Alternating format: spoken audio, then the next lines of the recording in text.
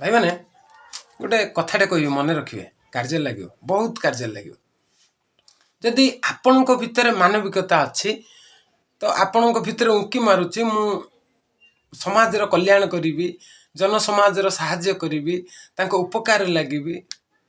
अन्य जन को हेल्प करी जदि हेल्प मनोवृत्ति आपण भितर अच्छी उत्साहित करुच्ची आपण निजक निजे मु परोपकार करी कहीं मन रखि परोपकार स्वर्गाय शास्त्र लिखा अच्छी परोपकार स्वर्गाय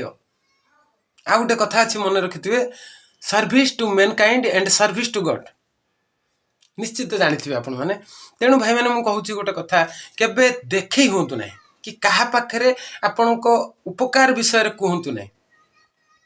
कि कौन से लोक को साहाय्य करी कहतु ना क्या देखातुनि मुझा कर मत देख अरे ये मैंने देखिले कौन हम देखा लोक ना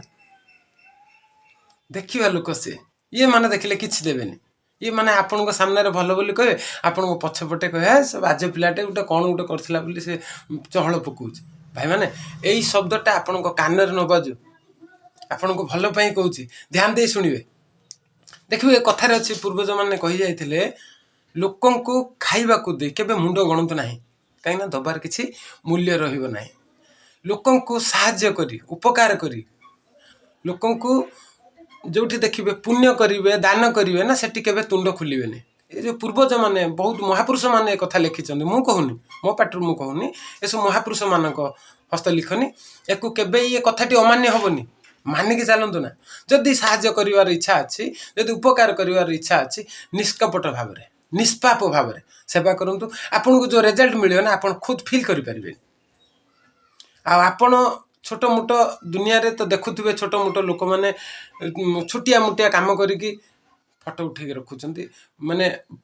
प्रमाण दौरान जे मुझे करुच्ची बोली बिल्कुल से कम करूँ ना कहीं आपण को जी इज्जत मिलवा कथा ठीक मिल